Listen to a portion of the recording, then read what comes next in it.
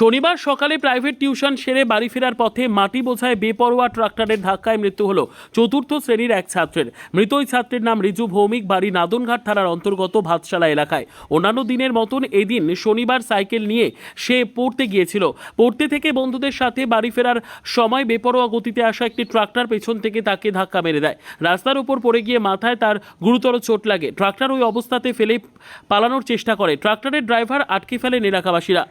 বিচারের দাবিতে দফায় দফায় ছড়ায় এলাকায় উত্তেজনা। ঘটনাস্থলে পৌঁছে নাদনঘাট থানার বিশাল পুলিশ বাহিনী এবং কেন্দ্রীয় বাহিনীর জওয়ানরা। এলাকায় পরিস্থিতি উত্তপ্ত হলে তা কড়া হাতে মোকাবিলা করে পুলিশ। আহত ওই পড়ুয়াকে কালনা মহকুমা হসপিটালে নিয়ে যাওয়া হলে চিকিৎসকরা মৃত বলে ঘোষণা করে। শনিবার বেলা 3:30 নাগাদ কালনা হাসপাতালে মৃতদেহের ময়না তদন্ত সম্পন্ন হয়। ব্যুরো রিপোর্ট, সুন্দর বাংলা নিউজ। আমি যখন এখানে বসে আছি তো ও খুব জোরে আসছে। আমি কি না টাকাচ্ছি তোমার হচ্ছে ওখান দিয়ে ও যে 3টে ছাত্র ছেলে ছিল ওটা বেরিয়ে আসছে।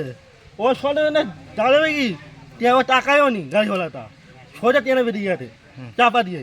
গাড়ি ও পড়ে গিয়ে সাইকেল চাপা সাইকেলের উপর দিয়ে বেরিয়ে গেছে। আচ্ছা, ছেলেটাকে চেনো যে চাপা পড়েছে? না।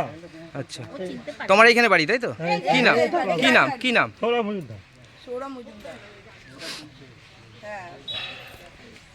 আজকে আমার 271 নম্বর বুথ, সেখানে একটা 10 বছরের ছেলে আমাদের রিজু ভৌমিক, ও প্রাইভেট থেকে বাড়ি ফিরছিল।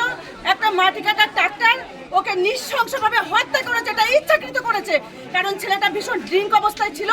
ও প্রথমে পড়ে গেছিল, তারপরেও সে বাঁচতে পারতো, তার প্রাণটা রক্ষা পেত যদি ও ড্রিঙ্ক না অবস্থায় থাকতো। তার মাথার উপর দিয়ে গাড়িটা চালিয়ে নিয়ে গিয়ে ছেলেটাকে নৃশংসভাবে হত্যা করেছে। আর এখানকার তৃণমূলের নেতারা আমাদের সঙ্গে রফা করতে আসছে।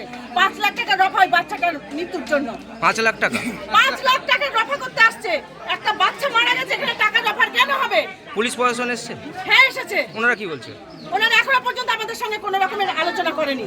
আমরা জানি না কোনো কি ওনারা কি করতে চাইছেন। আমরা কোনো রফার মধ্যে আসছি না। আপনার নাম? আমরা বিচার চাই। আমি প্রতিমা মণ্ডল, এই 271 নম্বর বুথের পঞ্চায়েত। আমরা বিচার চাই, আমরা সবাই বিচার চাই।